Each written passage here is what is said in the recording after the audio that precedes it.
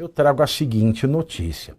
O ministro Luiz Fux votou na última sexta-feira para anular a condenação de uma mulher envolvida nos atos do 8 de janeiro de 2023 em Brasília.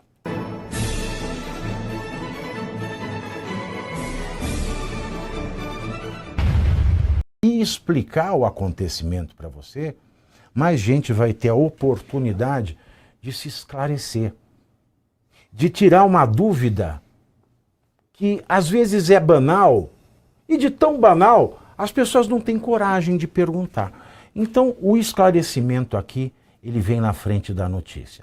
E como o povo fala a linguagem do povo, muitas vezes eu falo o blá blá blá blá blá blá blá blá da técnica do velho jornalismo com um linguajar mais relaxado, né, vamos dizer assim, para que você possa acompanhar. Vamos à primeira pauta, espero que você tenha curtido, espero que você tenha compartilhado e só depois disso esteja comentando. Como primeira pauta desta noite, eu trago a seguinte notícia. O ministro Luiz Fux votou na última sexta-feira para anular a condenação de uma mulher envolvida nos atos do 8 de janeiro de 2023 em Brasília. O voto de Fux foi apresentado em uma revisão criminal, que é um instrumento utilizado para reanalisar condenações, mesmo quando não há mais recursos possíveis.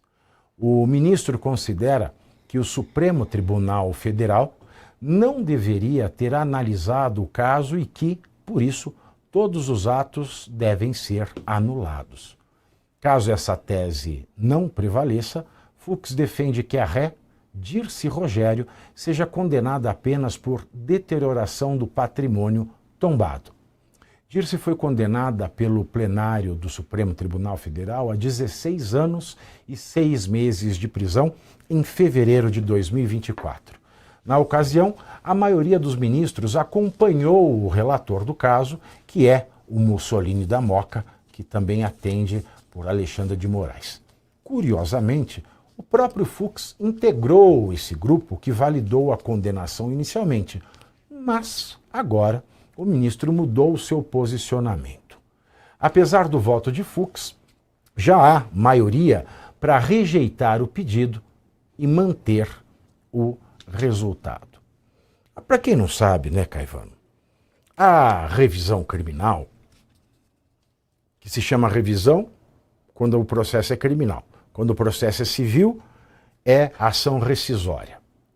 A revisão criminal, ela vem depois de transitado em julgado uma sentença penal condenatória. A pessoa foi acusada, se defendeu, foi condenada, recorreu, foi condenada, recorreu, foi condenada, transitou em julgado, está cumprindo pena. E a partir do momento do trânsito em julgado, se surgirem novos fatos que evidenciem a nulidade, qualquer uma nulidade só, do aspecto processual, porque uma nulidade num castelo de cartas engrenado que deve ser o processo penal, o processo todo é nulo e a condenação deve ser anulada. No caso dessa decisão do Fux, eu não sei dizer, porque eu não parei para me atentar nisso, se essa revisão criminal está sendo julgada pelo plenário ou só pela segunda turma do STF, que é a turma oposta à do Alexandre de Moraes, que é a primeira turma. Todavia, não é só o fato de ela, a condenada que agora pleiteia a revisão criminal, estar dizendo que o STF não era competente. É muito mais que isso. Não houve devido processo legal, ela foi presa num flagrante indevido, porque na baseada não houve a audiência de custódia em 24 horas após o recolhimento, então ela foi presa política e não presa provisória. A sua defesa não teve acesso à integralidade dos documentos do inquérito para fazer a defesa prévia na admissibilidade da ação penal, ela não teve direito ao duplo grau de jurisdição, né? Lhe foram comidos vários aspectos do devido processo legal. E agora, como precedente, fica um tanto complicado se pensar em fazer justiça no Brasil. Porque se essa revisão criminal ela vai ser julgada pelo plenário, o que é errado, porque a revisão deveria ser julgada pela turma que não julgou a condenação. Sim.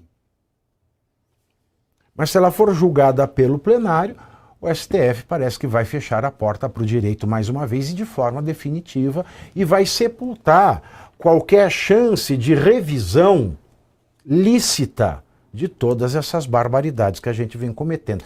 Você está mais por dentro dessa ação? A gente vem cometendo, não, eles vêm cometendo, né? A gente vem assistindo, né? A gente vem assistindo isso. Não, Pavi, eu também não acompanhei, mas eu vou tirar uma conclusão lógica da questão da seguinte forma. Ó, ele alega incompetência. A gente tratou muito disso aqui, você defendeu sempre que isso jamais deveria ter acontecido, como nós, advogados que atuamos, também defendemos. Nós temos a súmula 704, que a gente falou juntos inúmeras vezes, até exaustão. Não tinha nenhuma pessoa com foro por prerrogativa de função denunciado, que é o que diz a súmula 704.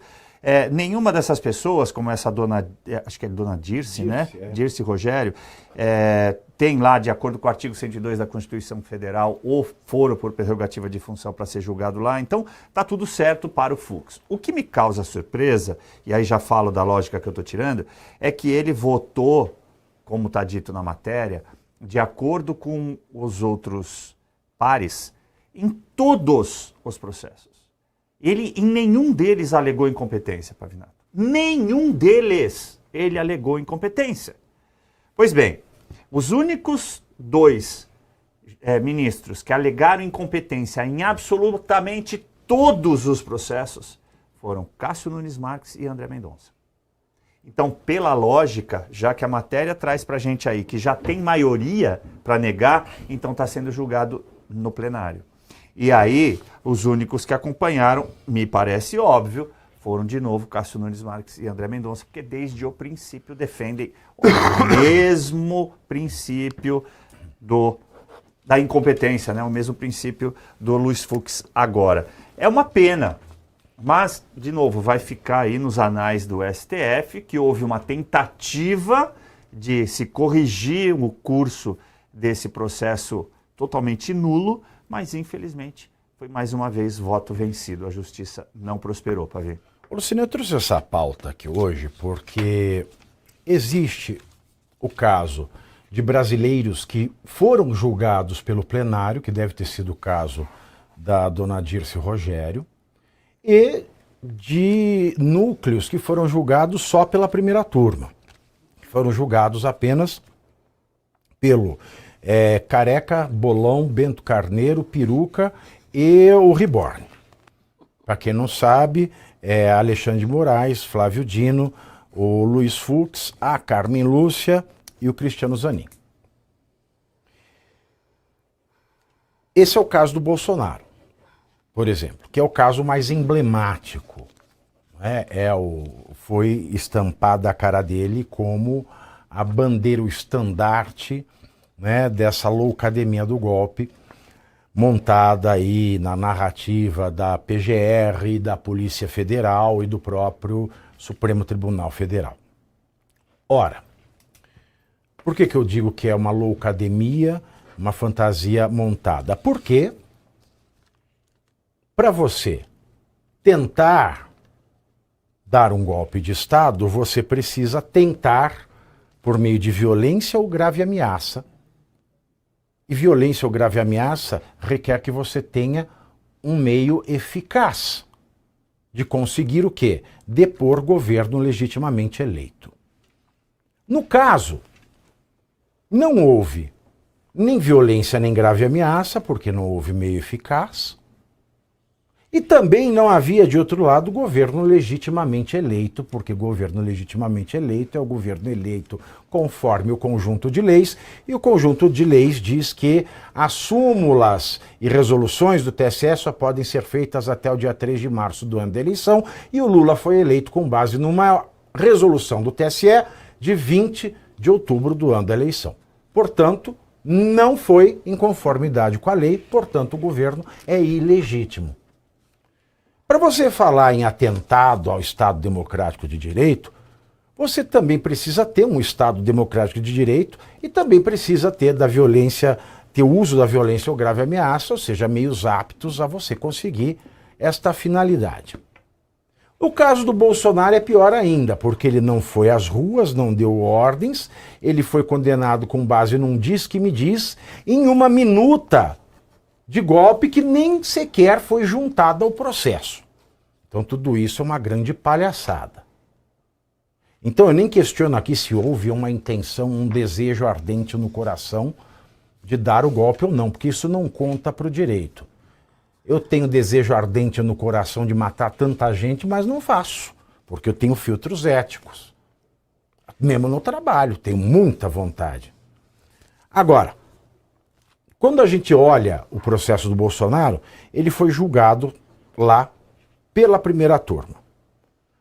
No caso dele, a ação rescisória, pelos mesmos motivos, tá? Incompetência, porque o foro privilegiado por prerrogativa de função, ele é em razão do cargo que se ocupa, não da função ocupada. Ah, o STF deturpou, tudo bem. Vamos imaginar que o STF fosse o tribunal competente. Ao Bolsonaro também não foram dados os documentos de toda a investigação para fazer a defesa prévia na admissibilidade. Não foi dado prazo suficiente através do document dumping para fazer a contestação de fato.